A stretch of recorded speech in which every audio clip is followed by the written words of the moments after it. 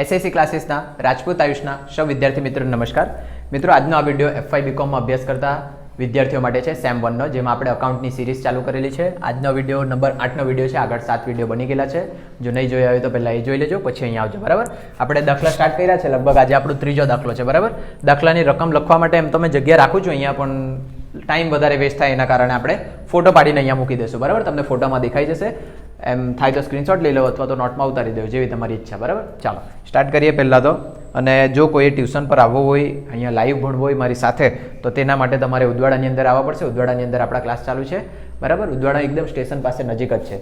જો કોઈને ટાઈમિંગ નહીં ફાવે, બપોર પછીનો ટાઈમિંગ જોઈતો હોય, કોલેજ પતી જાય પછીનો ટાઈમિંગ જોઈતો હોય, તો તે પ્રમાણે આપણે ટાઈમ એડજસ્ટ કરવાની ટ્રાય કરશું. પણ જો કોઈના માટે ટાઈમ એડજસ્ટ કરશું તો મિનિમમ 7, 8 કે 10 છોકરા તો હોવા જ જોઈએ. બરાબર, ચાલો. આપણા ક્લાસીસનું નામ છે SACC student achieve commerce classes. અહીંયા મારો કોર્નર પર નંબર લખેલો છે. મારું નામ આયુષ રાજપૂત છે. બરાબર, સ્ટુડન્ટ અચીવ કોમર્સ ક્લાસીસ. ત્યાં નીચે મારું ઇન્સ્ટાનું પેજ લખેલું છે. ચાલો દાખલો વાંચીએ પહેલા. આનંદ અને અજયનું તારીખ 31/3/10 રોજનું પાકું સરવૈયું નીચે મુજબ છે. ચાલો, આનંદ અને અજય 2 ભાગીદારો છે. જવાબદારીઓ એટલે કે મૂડી દેવા. મૂડી દેવા બાજુ આપેલું છે મૂડી 3 ભાગીદારની, 2 ભાગીદારની, આનંદ અને અજય. એના નીચે એક સામાન્ય અનામત દેખાતું છે. એના પછી આનંદની લોન, લેણદારો, બેંક લોન, કામદાર બચત ખાતા, પ્રોવિડન્ટ ફંડ, કામદાર અકસ્માત વળતર ફંડ. ચાલો, તમે જ્યારે 12મા ધોરણની અંદર હતા ને, તો કામદાર અકસ્માત વળતર ફંડ, કામદાર નફા ભાગ ભંડોળ, આવી રીતના 3-4 નામ આવતા, જેમાંથી 2 એક અનામત રહેતી અને બાકીના દેવા રહેતા. બરાબર, એમાં બધાને ગૂંચવાડો થતો. બરાબર, તો અત્યારે યાદ રાખી લો, કામદાર બચત ખાતા અને કામદાર નફા ભાગ ભંડોળ.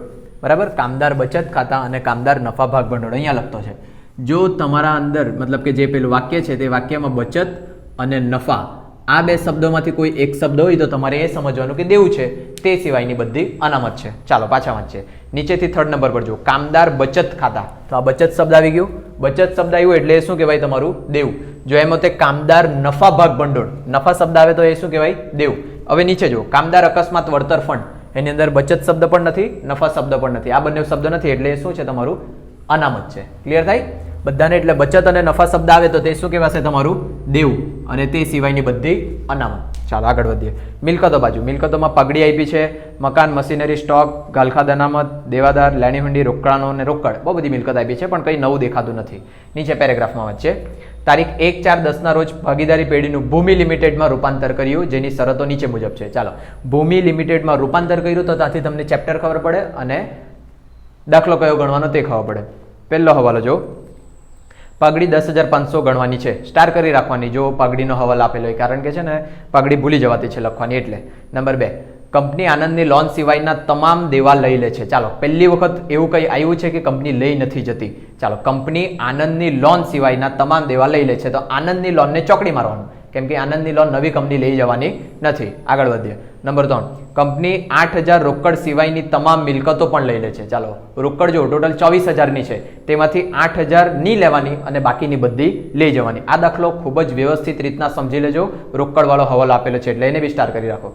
હવાલો નંબર 4, મિલકતોનું નીચે મુજબ પુનઃમૂલ્યાંકન કરવામાં આવ્યું. કાયમી મિલકતો ચોપડે કિંમત કરતાં 20% વધારે, સ્ટોક ચોપડે કિંમત કરતાં 20% ઓછી અને દેવાદારો પર 10% લેખે ગાલખાદ અનામત. ચાલો, એ હવાલા પ્રમાણે આપણે ગણશું. 5મો જો, ખરીદ કિંમત પેટે 10,000 પૂરા ભરપાઈ થયેલા ઇક્વિટી શેર દરેક ₹10ના બજાર ભાવે 300 પ્રેફરન્સ શેર દરેક ₹100 અને બાકીની રકમ રોકડમાં આપવાનું શીખાયું. એટલે કે ખરીદ કિંમતના બદલામાં ઇક્વિટી શેર, રોકડા અને પ્રેફરન્સ શેર આપ્યા છે. 6, ભાગીદારો કંપનીના ઇક્વિટી શેર અને પ્રેફરન્સ શેર પાકા સરવૈયાની મૂડીના પ્રમાણમાં વહેંચશે. આવું કંઈ કીધું. બરાબર, ભાગીદારો કંપનીના ઇક્વિટી શેર અને પ્રેફરન્સ શેર પાકા સરવૈયાની મૂડીના પ્રમાણમાં વહેંચશે. ચાલો આગળ. માલ મિલકત નિકાલ ખાતા, રોકડ ખાતા, મૂડી ખાતા તૈયાર કરી મૂડી ખાતા બંધ કરવાની આમનોંધ લખો. ચાલો, મૂડી ખાતા બંધ કરવાની આમનોંધ ભૂલી નહીં જાઓ. તમે તો યાદ બી કેવી રીતના કરાવશે. બરાબર, આમ દાખલા ગણતા છે ને પછી આમનોંધ એવું પૂછેલું હોય તો તે ભૂલી જવાતું છે મારથી કોઈક વખત. ચાલો, યાદ રહી તો ગણીએ, નહીં રહી તો પછી વિડીયોમાં કોમેન્ટ કરજો, એટલે પાછું બીજા વિડીયોમાં એમ કવર કરી લેશું આપણે. ચાલો, દાખલાની શરૂઆતમાં તમને મેં સ્ટેપ લખાવેલા છે લગભગ 5મા કે 6ઠ્ઠા વિડીયોની અંદર. સૌથી પહેલું સ્ટેપ છે, જો કોઈ ગણતરી આપેલી હોય તો તે ગણતરી પતાવવાની. પણ આખા દાખલામાં કોઈ જગ્યાએ કંઈ ગણતરી દેખાતી નથી. ગણતરી નથી દેખાતી એટલે હવે આપણે નેક્સ્ટ સ્ટેપ પર જઈએ. ખરીદ કિંમત ગણવાનું. ખરીદ કિંમત ગણવા માટે તમારે કઈ પદ્ધતિ વાપરવાની? ચોખ્ખી મિલકત. ચાલો, ચોખ્ખી મિલકત માટેનું સૂત્ર છે લીધેલી કુલ મિલકતો બાદ લીધેલા કુલ દેવા. એટલે અહીંયા પહેલા લખીએ લીધેલી કુલ મિલકતો. 50 વખત તમને કીધું છે લીધેલી કુલ મિલકતોની અંદર સૌથી પહેલી મિલકત તમારી પાઘડી જ લખાવા જોઈએ. જો કેમ કે પાઘડી ભૂલાઈ જવાતી છે. ચાલો, પાઘડી હવાલાની અંદર કેટલી આપેલી છે? 10,500. એ જ તમારે લખવાની, કેમ કે આ નવી કંપની લઈ જાય ને તેના માટે આપણે ખરીદ કિંમત ગણતા છે, તો હવાલાના જ પૈસા ધ્યાનમાં લેવાના. ચાલો વિડીયો એક વખત જોઈ લેવા લો ચાલુ છે કે નહીં તો છે ને પથારી ફેરવાઈ જાય. ચાલો ઓકે.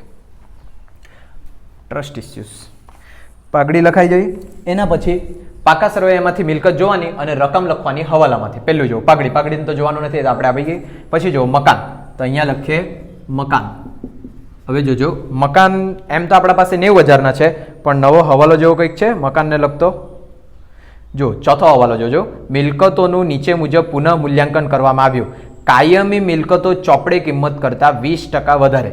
કાયમી મિલકતો એટલે જે ધંધામાં તમારા કાયમ માટે રહેતી હોય, લાંબા સમય માટે રહેતી હોય. જો મકાન તમે એક વખત ખરીદે તો શું દર વર્ષે ખરીદવાના? ના, એ કાયમ માટે રહી. પછી મશીનરી બી તમારી કાયમ માટે રહેતી હોય, ભલે પછી બગડી જાય તો નવી લાવે, પણ 5-10 વર્ષ સુધી તો રહી ને.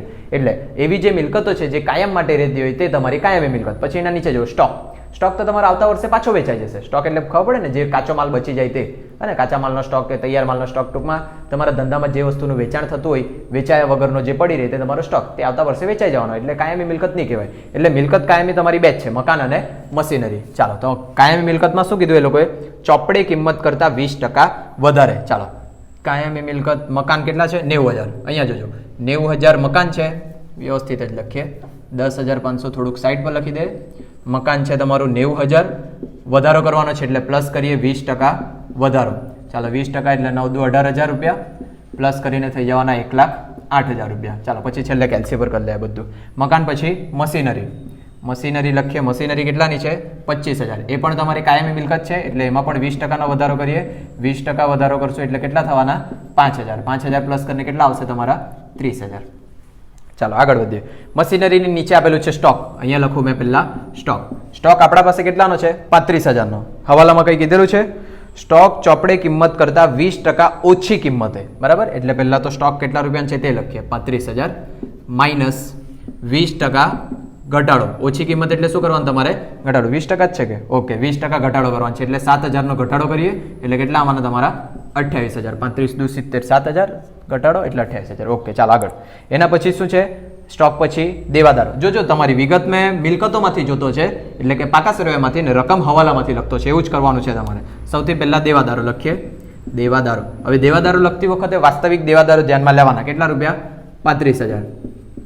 એના માટે હવાલો છે દેવાદારો પર 10% લેખે ગાલખાદ અનામત, એટલે માઇનસ કરીએ 10% ગાલખાદ અનામત. 10% એટલે 3,500, એટલે બચવાના કેટલા? 31,500 બચશે કે?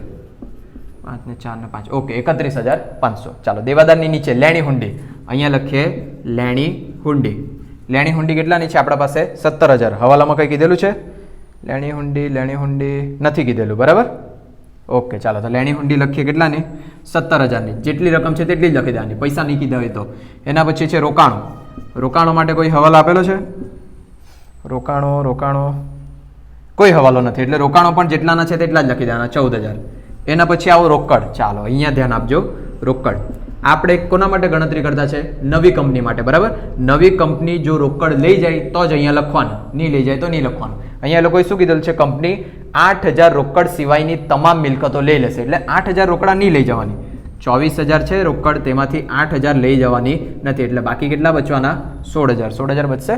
16 ને 4 20 ને 4 24. બરાબર, એટલે જે કંપની લઈ જવાની છે ને તે જ પૈસા અહીંયા લખાય. એટલે એમ કીધું છે કે 8,000 રોકડ સિવાય બધી મિલકત લઈ જશે, તો બાકીને કેટલી બચવાની મિલકત?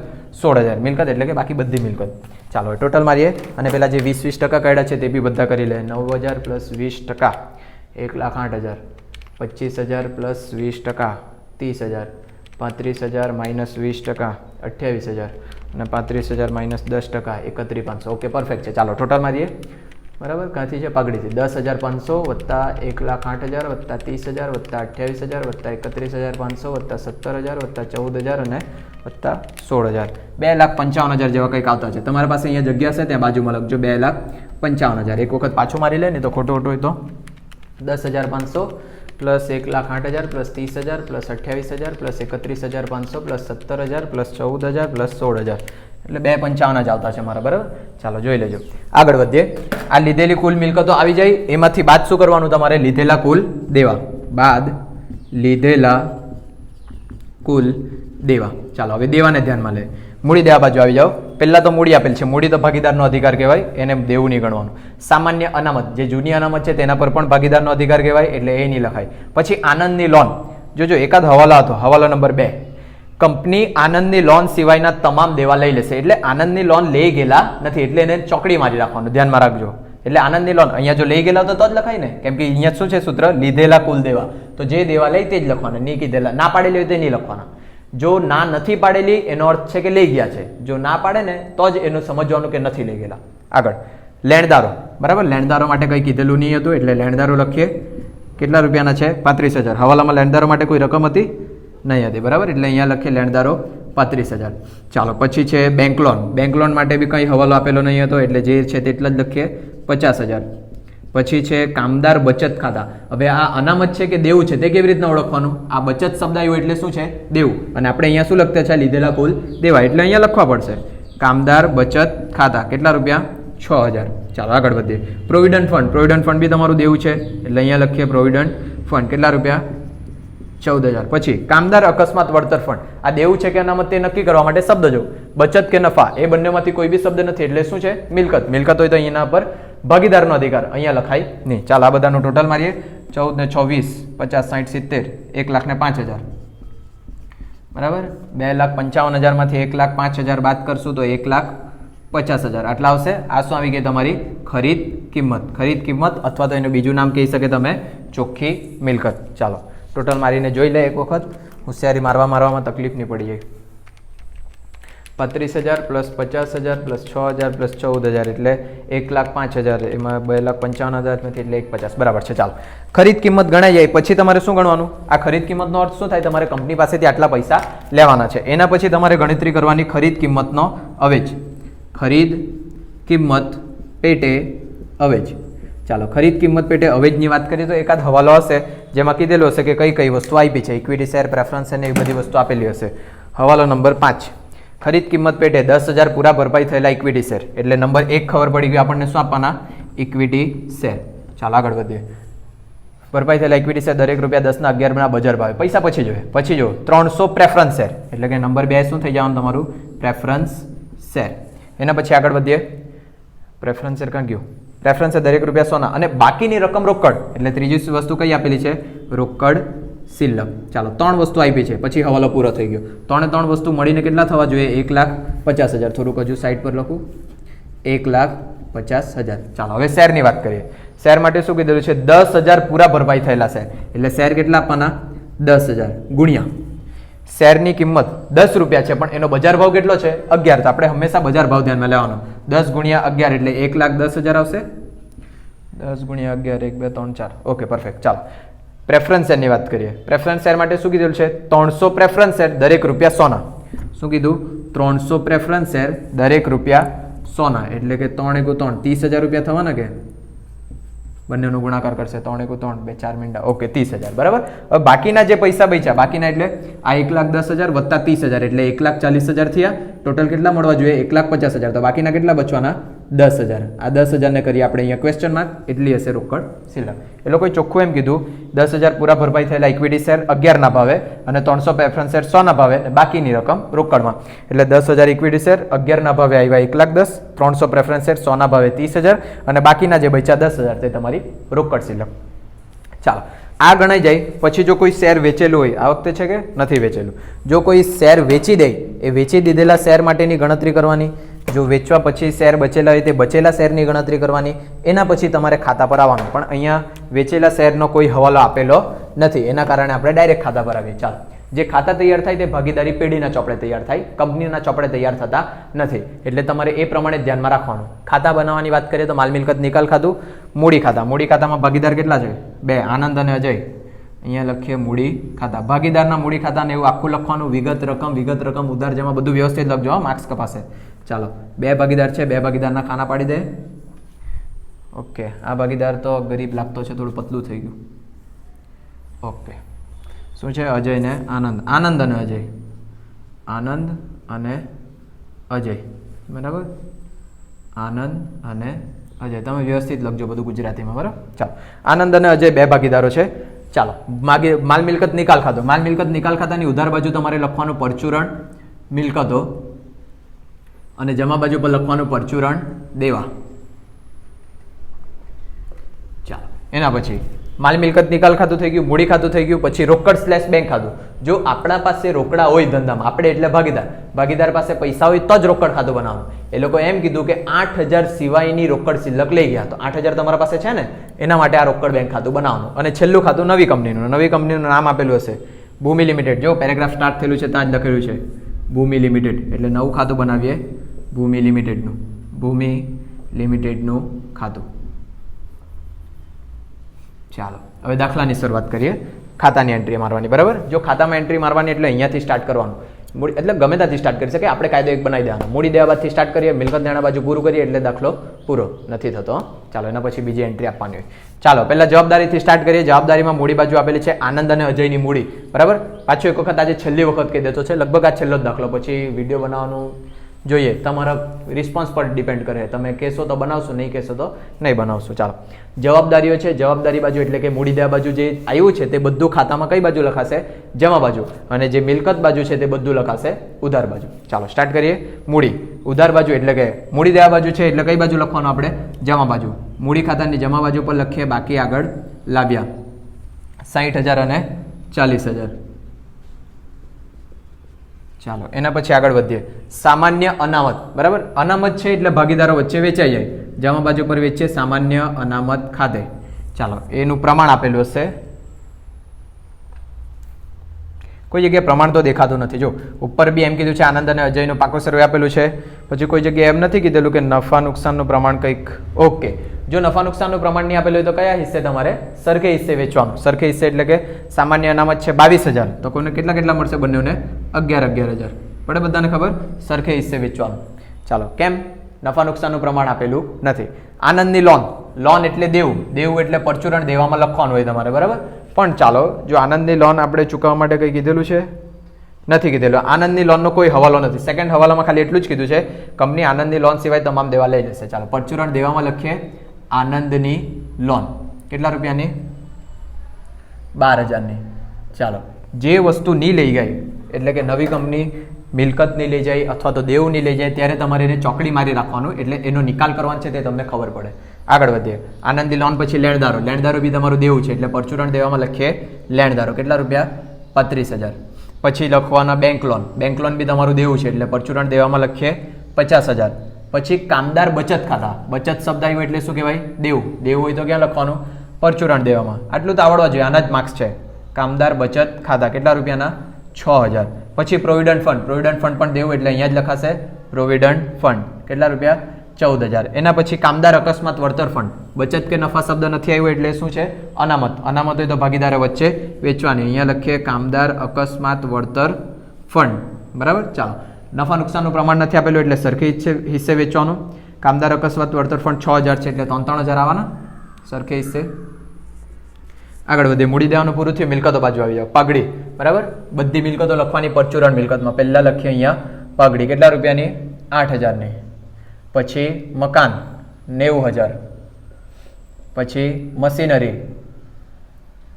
25,000. પછી સ્ટોક 35,000. પછી દેવાદારો. ચાલો દેવાદારોની સાથે ગાલખાદ અનામત આપ્યું છે. દેવાદારો વાસ્તવિક લખીએ 35,000 અને ગાલખાદ અનામત બીજી બાજુ લખવાનું. જો ગાલખાદ હોય તો બાદ કરીને જ લખવાનું, પણ ગાલખાદ અનામત છે એટલે આપણે બીજી બાજુ લખીએ ગાલખાદ અનામત 3,000. એના પછી લેણી હુંડી મિલકત છે એટલે આ બાજુ લખીએ પરચુરણ મિલકતમાં લેણી હુંડી 17,000. પછી રોકાણો 14,000 અને છેલ્લું રોકડ. હવે જોજો આપણા પાસે રોકડ ખાતું બી બનાવેલું છે અને અહીંયા બી રોકડ ખાતામાં. હવે જો રોકડ મિલકત બાજુ છે એટલે રોકડ ખાતામાં કઈ બાજુ લખાશે? ઉધાર બાજુ. બાકી આગળ લાવ્યા. જોજો હવે ધ્યાનથી, જેટલા પૈસા લઈ ગયેલા છે તે અહીંયા લખવાના, જેટલા તમારી પાસે છે તે ત્યાં લખવાના. પડે વસ્તુ ખબર? જો અહીંયા 8,000 સિવાય બધું લઈ ગયેલા છે. કેટલા લઈ ગયા છે? 16,000. 16,000 જે લઈ ગયા છે તે અહીંયા લખીએ અને આપણા પાસે કેટલા વચેલા છે? 8,000. તે અહીંયા લખવાના. પડે વસ્તુ ખબર? 8,000 સિવાય બધું લઈ ગયા તો 8,000 જે આપણા પાસે પડેલા છે તે અહીંયા લખવાના અને જેટલા લઈ જાય તે અહીંયા લખવાના. ટૂંકમાં આ રકમ જે અહીંયા લખેલી હોય તે જ રકમ અહીંયા આવવા જોઈએ. થાય ક્લિયર બધાને? ચાલો રોકડ પતી ગયું, બસ પૂરું. એના પછી ચાલો પાકા સરવાળામાંથી બધી એન્ટ્રી અપાઈ જાય એના પછી તમારે શું કરવાનું, જો કોઈ ચોકડી મારેલું હોય તો તેનો નિકાલ કરવાનો. યાદ રાખજો, જો કોઈ ચોકડી મારેલું હોય તો તેનો નિકાલ. અહીંયા આનંદની લોન તમારા ધંધાનું દેવું છે. તો હવે તમે ધંધો બંધ કરતા છે તો તમારાથી કોઈ દેવું ધંધામાં રખાય નહીં, એટલે એ દેવું વેચી દેવા પડે, બરાબર, સોરી, દેવું ચૂકવી દેવા પડે. એ જે દેવું છે તેનો નિકાલ કરવા પડે, બરાબર. એટલે કે આનંદની લોન તમારે ચૂકવવા પડશે, બરાબર. એ લોકો કહે કે નહીં કે તમારે પૂરું કરી જ દેવા પડે. જો ધારો કે કોઈ મિલકત નહીં લઈ જતા તો તમારે મિલકત વેચી દેવા પડે. ચાલો, હવે આનંદની લોન જે છે તે તમે જો ચૂકવે તો ધંધામાંથી રોકડ જાય તો જમા, એટલે કે રોકડ સ્લેશ બેંક ખાતાની જમા બાજુ પર લખીએ 12,000. આ 12,000 છે ના આનંદની લોનના. ચાલો, રોકડ સ્લેશ બેંક ખાતાની જમા બાજુ તો માલ મિલકત નિકાલ ખાતાની ઉધાર બાજુ વિરુદ્ધની એન્ટ્રી, બરાબર. થાય ક્લિયર બધાને? ને બીજી રીતના અહીંયા આનંદની લોન જમા બાજુ છે, એનો નિકાલ કરવાનો હોય તો ઉધાર બાજુ લખવા પડે. અહીંયા ઉધાર બાજુ તો રોકડ સ્લેશ બેંક ખાતાની જમા બાજુ. બંને રીતના યાદ રાખી શકે, મને આ જ ફાવે. આનંદની લોન જો તમે ચૂકવે તો રોકડ જાય તો જમા. અહીંયા જમા બાજુ તો માલ મિલકત નિકાલ ખાતાની ઉધાર બાજુ. નામમાં વિરુદ્ધનું નામ લખીએ. અહીંયા લખીએ રોકડ સ્લેશ બેંક ખાતે કાઉન્સમાં આનંદની લોન, અને અહીંયા લખીએ માલ મિલકત નિકાલ ખાતે કાઉન્સમાં આનંદની લોન. ચાલો આગળ વધીએ. ચોકડી મારેલું બધું પૂરું થઈ જાય પછી તમારે વિસર્જન ખર્ચ જોવાનો. વિસર્જન ખર્ચ દાખલામાં આપેલો નથી, જ્યારે આપશે ત્યારે વાત કરશું. જો કે લગભગ આ છેલ્લો વિડીયો થશે, બરાબર. તમારો રિસ્પોન્સ કંઈ મળતા નથી મને. ચાલો, ઓકે, આ થઈ ગયું. શું કહેતા હતા? હા, વિસર્જન ખર્ચ. વિસર્જન ખર્ચની એન્ટ્રી થઈ જાય એના પછી તમારે ખરીદ કિંમતની એન્ટ્રી આપવાની. ખરીદ કિંમતની એન્ટ્રી પૂરી થાય એટલે દાખલો પૂરો. ચાલો, ખરીદ કિંમતની એન્ટ્રી સૌથી પહેલા માલ મિલકત નિકાલ ખાતાની જમા બાજુ આપવાની. ખરીદ કિંમત કેટલી આવેલી છે તમારી? 1,50,000. અહીંયા જમા બાજુ પર આપીએ 1,50,000. અહીંયા જમા બાજુ તો નવી કંપનીની ઉધાર બાજુ. થાય ક્લિયર? આ બે એન્ટ્રી માલ મિલકતની જમા બાજુ અને નવી કંપનીની ઉધાર બાજુ. નામમાં વિરુદ્ધનું નામ લખવાનું. અહીંયા લખીએ ભૂમિ લિમિટેડ ખાતે કાઉન્સમાં ખરીદ કિંમત, અને અહીંયા વિરુદ્ધનું નામ લખીએ માલ મિલકત નિકાલ ખાતે કાઉન્સમાં ખરીદ કિંમત. ચાલો, હવે નવી કંપનીની ઉધાર બાજુ તમે માલ મિલકત નિકાલ ખાતે ખરીદ કિંમત જે લખી 1,50,000, એનો અર્થ શું થાય? તમારે ભૂમિ લિમિટેડ પાસેથી 1,50,000 રૂપિયા લેવાના છે. તેના બદલામાં એણે કંઈક વસ્તુ આપી દીધેલી હશે, તે પહેલેથી ગણી રાખેલી હશે તમે, હવે જ, બરાબર. 3 વસ્તુ આપ્યું છે: ઇક્વિટી શેર, પ્રેફરન્સ શેર અને રોકડા. જ્યારે તમે શેર લખતા હોય ત્યારે કંપનીના નામ સાથે શેર લખવાનું. ભૂમિ લિમિટેડના ઇક્વિટી શેર ખાતે કેટલા રૂપિયાના શેર છે? 1,10,000ના. પછી તેવી જ રીતના ભૂમિ લિમિટેડના પ્રેફરન્સ શેર ખાતે કેટલાના છે? 30,000ના. અને રોકડ આપેલી છે એટલે અહીંયા લખીએ રોકડ સ્લેશ બેંક ખાતે કેટલાનું છે? રોકડ 10,000 કે? ઓકે, ચાલો. હવે જોજો, નવી કંપનીનું ખાતું હંમેશા જેટલા પૈસા તમારે મંગાવવાના હોય તેટલા પૈસા તમને મળી જાય, એટલે ખાતું સરભરત થઈ જાય. ચાલો, આ જે છે 1,50,000 ઉધાર બાજુ લખ્યા એટલે તમારે નવી કંપની પાસેથી એટલા પૈસા લેવાના હતા. એના બદલામાં એણે જે પૈસા આપ્યા તે તમે જમા બાજુ લખ્યું. હવે જે બધું જમા બાજુ આવ્યું ને તેની વહેંચણી ઉધાર બાજુ કરશું એટલે દાખલો પૂરો, બરાબર. સૌથી પહેલા આની વાત કરીએ, રોકડ સ્લેશ બેંક ખાતે. હવે જ્યારે બી તમે રોકડ ખાતું બનાવતા હોય ને તો છેલ્લે રોકડ ખાતાનું ટોટલ સરખું આવે ને તો તમારો દાખલો સાચો. એટલે આપણે પહેલા શું કર્યું? એક દાખલામાં પ્રેફરન્સ શેર અહીંયા વેચેલા નહીં હતા, બાદ કરીને જે આવ્યા તે લખ્યા. એકમાં રોકડ નથી વેચેલું હતું, જે બાદ કરીને આવ્યા તે આવ્યા, બરાબર. પણ અહીંયાની વાત કરીએ, જો તમે જે વસ્તુમાં રોકડ નહીં લઈ ગયેલા હોય ને ત્યારે બી રોકડ ખાતું બનાવી શકે, પડે ખબર. પણ રોકડ ખાતું બનાવે ને તમે તો એની અંદર બાકી આગળ લાવ્યા તરીકે ડેશ આવશે, કેમ કે પૈસા બચેલા નહીં હતા. બીજી કોઈ એન્ટ્રી આવે તો આપવાની, નહીં આવે તો નહીં આપવાની. થાય ક્લિયર? ચાલો, અહીંયા વાત કરીએ. પહેલા તો આ રોકડ સ્લેશ બેંક ખાતે અહીંયા જમા બાજુ પર છે તો રોકડ સ્લેશ બેંક ખાતાની ઉધાર બાજુ પર લખીએ 10,000. નામમાં વિરુદ્ધનું નામ લખીએ ભૂમિ લિમિટેડ ખાતે. ચાલો, આની એક એન્ટ્રી થઈ ગઈ. હવે શેર ને પ્રેફરન્સ શેર, ઇક્વિટી શેર ને પ્રેફરન્સ શેર માટે એકાદ હવાલો આપશે જે લોકો. હવાલો નંબર 6: ભાગીદારો કંપનીના ઇક્વિટી શેર અને પ્રેફરન્સ શેર પાકા સરવૈયાની મૂડીના પ્રમાણમાં વહેંચશે. ચાલો, 2 ભાગીદાર છે, આનંદ અને અજય. આનંદ અને અજય તેમની મૂડીના પ્રમાણમાં વેચવાના છે. મૂડી કેટલી છે એ લોકોની? 60,000 અને 40,000. તમને અંદર દેખાતી જ છે. 60,000 અને 40,000. ચાલો, એનું પ્રમાણ કાઢીએ. પ્રમાણ કાઢતા તો આવડવા જ જોઈએ. પહેલા આ બધા મીંડા ઉડાવી દે તો કેટલું પ્રમાણ બચશે? ખાલી 6:4. હવે આને નાનું કરવું હોય તો 3 દુ 6 અને 2 દુ 4. આ બે કેન્સલ, આ બે કેન્સલ, એટલે કેટલા બચવાના? 3:2. જો નહીં ખબર પડે તો 6:4 ના પ્રમાણમાં વેચો, 3:2 ના વેચો, બધું સરખું જ આવવાનું છે, બરાબર. ચાલો, એ લોકોએ શું કીધું? ઇક્વિટી શેર અને પ્રેફરન્સ શેર ભાગીદારો વચ્ચે એ લોકોના મૂડીના પ્રમાણમાં વેચાશે. તો આ આપણે શું શોધ્યું? મૂડીનું પ્રમાણ. મૂડીનું પ્રમાણ છે 3:2. અહીંયા જમા બાજુ છે તો ભાગીદારો વચ્ચે વેચાશે ત્યારે કઈ બાજુ વેચાશે? ઉધાર બાજુ. નામ આખું લખવાનું, ભૂમિ લિમિટેડના ઇક્વિટી શેર ખાતે. તમે વ્યવસ્થિત લખજો, બરાબર. પછી અહીંયા લખીએ ભૂમિ લિમિટેડના પ્રેફરન્સ શેર ખાતે. ચાલો આગળ વધીએ. વેચવાનું છે 3:2 ના પ્રમાણમાં 1,10,000 ભાગ્યા 5 33 3,30,000 કેન્સલ કરવા પડશે, સોરી ગાઈસ. 1,10,000 ભાગ્યા 5 એટલે 22,000 ઇન્ટુ 3 66,000 અને 44,000. આ 66,000 અને 44,000 ભાગ્યા 3 ગુણ્યા 2. Okay perfect. એના પછી પ્રેફરન્સ શેર વેચીએ. પ્રેફરન્સ શેર 30,000 ભાગ્યા 5 એટલે 6,000 આવશે. 6 તારી 18,000, 6 દુ 12,000. ચાલો આ શેર વેચાઈ ગયા એટલે કે આ 3 વસ્તુ પૂરું થઈ ગયું. એટલે કે જો તમારી ખરીદ કિંમતની એન્ટ્રી પૂરી થાય તો તમારો દાખલો પૂરો. પછી ટોટલ મારવાનું. ચાલો ટોટલ મારીએ. પહેલાં તો આ પરચુરણ દેવા ટોટલ કરી દે. 12,000 વત્તા 35,000 વત્તા 50,000 વત્તા 6,000 વત્તા 14,000 એટલે આવશે 1,70,000. પાછું એક વખત કરી જોઈએ, ખોટું નહીં થઈ ગયેલું હોય. બરાબર. 12,000 વત્તા 35,000 વત્તા 50,000 વત્તા 6,000 વત્તા 14,000 એટલે 1,70,000 વત્તા 3,000 વત્તા 1,50,000 એટલે 2,70,000. અને જમા બાજુનું ટોટલ 2,70,000. કોઈ વખત શક્યતા છે કે ઉધાર બાજુનું બી વધારે આવે. ચાલો મિલકતોનું ટોટલમાં લઈએ. 8,000 પ્લસ 90,000 પ્લસ 25,000 પ્લસ 35,000 પાછા 35,000 પ્લસ 17,000 પ્લસ 14,000 પ્લસ 16,000 બરાબર એટલે 2,40,000. એક વખત પાછું અહીંયા વધારે થઈ જશે કે નહીં? બરાબર છે. ઓકે ચાલો પાછા ટોટલ મારી જોઈએ એક વખત. 8,000 પ્લસ 90 કેલ્સી જરી ખરાબ છે પણ એમાં જ એડજસ્ટ કરવા પડશે. બરાબર. ચાલો 8,000 પ્લસ 90,000 અરે નથી દબાતું. 8,000 પ્લસ 90,000 પ્લસ 25,000 પ્લસ 35,000 પ્લસ પાછા 35,000 પ્લસ 17,000 પ્લસ 14,000 પ્લસ 16,000 એટલે આવ્યા 2,40,000 વત્તા 12,000 કરશું એટલે અહીંયા 2,52,000 થતા છે. તો 2,70,000 એમાંથી બાદ કરીએ 2,52,000 એટલે આવાના તમારા એલસી જ બગડી જાય કરે. શું કરું મેં બી 18,000. આ 18,000 આવ્યો તમારો નફો. બરાબર. બે ભાગીદાર છે અહીંયા નફો લખીએ. નફા નુકસાનનું પ્રમાણ આપેલું નહીં હતું એટલે તમારે સરખે હિસ્સે વેચવાનું. હવે આ જે વસ્તુ છે ને મૂડીનું પ્રમાણ, મૂડીના પ્રમાણ ખાલી આના માટે જ છે, બધા માટે નથી. બીજું બધું તો તમારે સરખે હિસ્સે વેચવાનું કેમ કે નફા નુકસાનનું પ્રમાણ આપેલું નથી. અહીંયા લખીએ આનંદ અને અજય ના મૂડી ખાતે. ના મૂડી ખાતે 18,000 એટલે 9 દુ 18 9,000 બંનેના પૈસા આવવાના. અહીંયા ઉધાર બાજુ તો લખીએ કઈ બાજુ? મૂડી ખાતાની. જમા બાજુ 9,000. વિગતમાં લખીએ મામી નિકાલ ખાતે. બરાબર. ચાલો હવે આનું ટોટલ મારીએ. 60,000 plus 11,000 plus 3,000 plus 9,000. 60,000 plus 11,000 plus 3,000 plus 9,000 એટલે આવશે 83,000. અહીંયા પણ લખીએ 83,000. કદાચ આ બાજુ વધારે છે. 66,000 પ્લસ 18,000 એટલે કેટલા થવાના? 84,000. અહીંયા 84,000 થતું છે ઉધાર બાજુ એટલે આ 83ની જગ્યાએ લખું 84,000. અહીંયા પણ લખું 84,000 એટલે બચવાના કેટલા? ખાલી 1,000. હવે જો રોકડ સ્લેશ બેંક ખાતું બનાવ્યું હોય ને તો આ છેલ્લે જે પૈસા બચે ને તેમાં જ લઈ જવાના. રોકડ સ્લેશ બેંક ખાતે કાઉન્સમાં ક્વેશ્ચન માર્ક. ચાલો પેલાની ટોટલ મારીએ. 40,000 પ્લસ 11,000 પ્લસ 3,000 પ્લસ 9,000 63,000 63,000. આના મારી જોઈએ 44,000 પ્લસ 12,000 ચાલો 56,000 એટલે અહીંયા લખીએ 63,000. જમા બાજુના વધારે છે. અહીંયા પણ લખીએ 63,000 માઇનસ 56,000 એટલે કેટલા થવાના? 44,000 પ્લસ 12,000 માઇનસ 63,000 7,000 રૂપિયા. આ 7,000 બી શેના ખાતે લખવાના?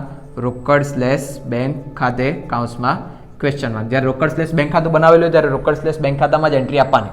જોજો અહીંયા આ અજયના ખાનામાં ઉધાર બાજુ ખૂટ્યું છે એટલે રોકડ સ્લેશ બેંક ખાતાની કઈ બાજુ લઈ જવાનું? જમા બાજુ પર. પડે ખબર? વિરુદ્ધની એન્ટ્રી.